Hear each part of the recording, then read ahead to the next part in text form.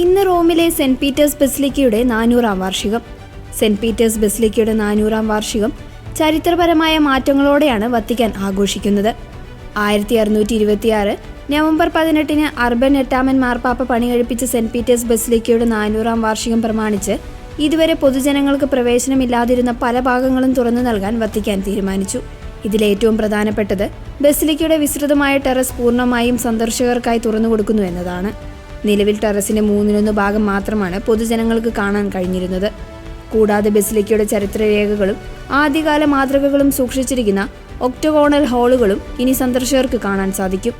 തിരക്ക് നിയന്ത്രിക്കുന്നതിനായി ആധുനിക സെൻസറുകളുടെ സഹായത്തോടെ പ്രവർത്തിക്കുന്ന തത്സമയ ബുക്കിംഗ് സംവിധാനവും ഓൺലൈൻ ആപ്പും വത്തിക്കാൻ ഏർപ്പെടുത്തിയിട്ടുണ്ട്. സാങ്കേതിക വിദ്യയുടെ സഹായത്തോടെ ബസിലിക്കയെ ലോകത്തിന് മുന്നിൽ എത്തിക്കുന്നതിനായി മൈക്രോസോഫ്റ്റുമായി ചേർന്ന് വിപുലമായ പദ്ധതികളാണ് വത്തിക്കാൻ നടപ്പിലാക്കുന്നത്. ഡ്രോണുകളും ലേസറുകളും ഉപയോഗിച്ച് 4 ലക്ഷത്തിലധികം ഹൈ റെസല്യൂഷൻ ചിത്രങ്ങൾ പകർത്തി ബസിലിക്കയുടെ ഒരു ഡിജിറ്റൽ ട്വിൻ തയ്യാറാക്കിയിട്ടുണ്ട്. ഇതിലൂടെ ലോകത്തിന്റെ ഏത് കോണിലുള്ളവർക്കും ബസിലിക്കയുടെ ഉള്ളറകൾ 3D ആയി കാണാൻ സാധിക്കും.